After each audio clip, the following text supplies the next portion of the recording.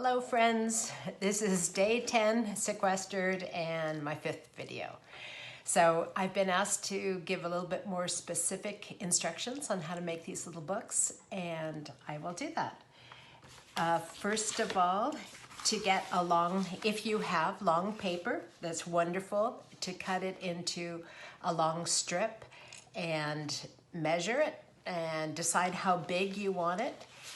How big this way you want it, and then this one was made into squares, and this was from a long roll of watercolor paper. I like watercolor paper because it takes a lot of different mediums on it, but if you don't have that, if you only have pads of it, you can cut that into strips and then glue on top so that you can create your length. There's also really fine little tiny books that you can make with just a few pages, and that might be more doable. So it doesn't really matter.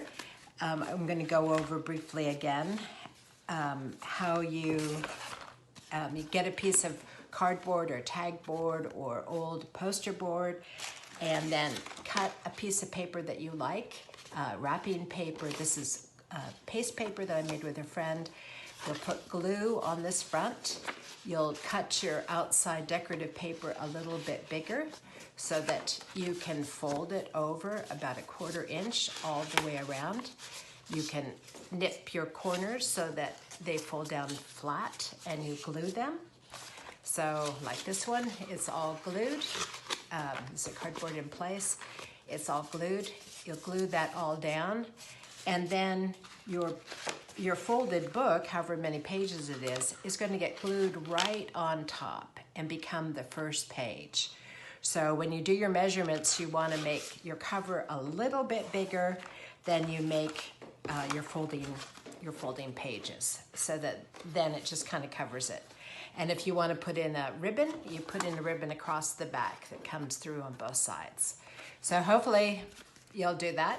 You can make them any size, and it's fun to make them a little bit longer or wider. This is one I bought, and I painted it. It's with watercolor paper, and I painted it when I went down the Grand Canyon.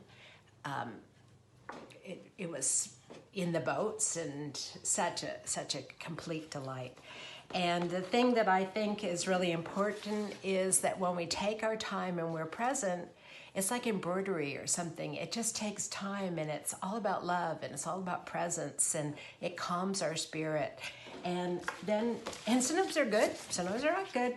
I made kind of a botched job of my daffodil last night. I made it way too long, but it doesn't matter. And sometimes it's fun to draw in, these are done in the ink, and I like to use permanent ink so that when I put water on it, it won't bleed.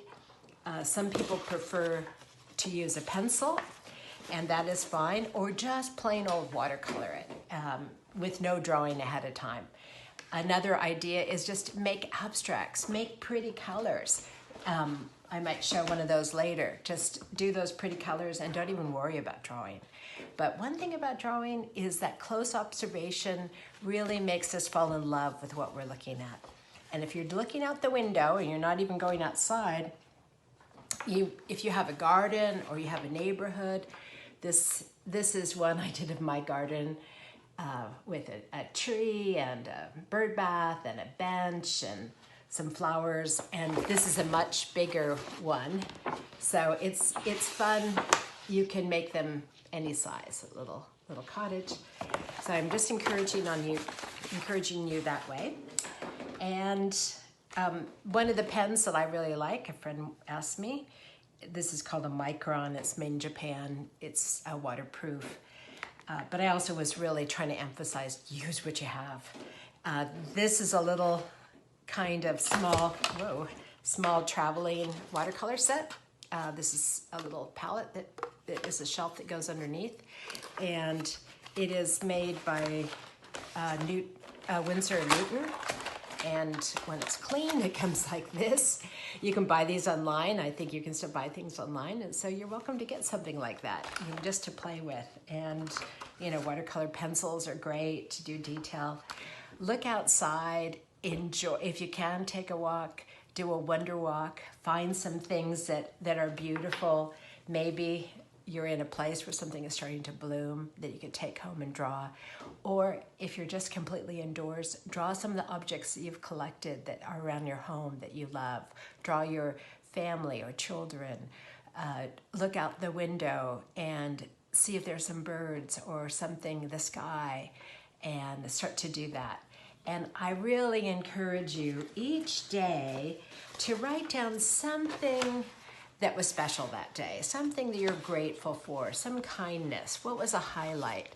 A highlight for me last night was talking to my dear friends on the phone for like an hour, and supporting each other and talking about our creativity and talking about our fears and our spirituality and that kind of thing.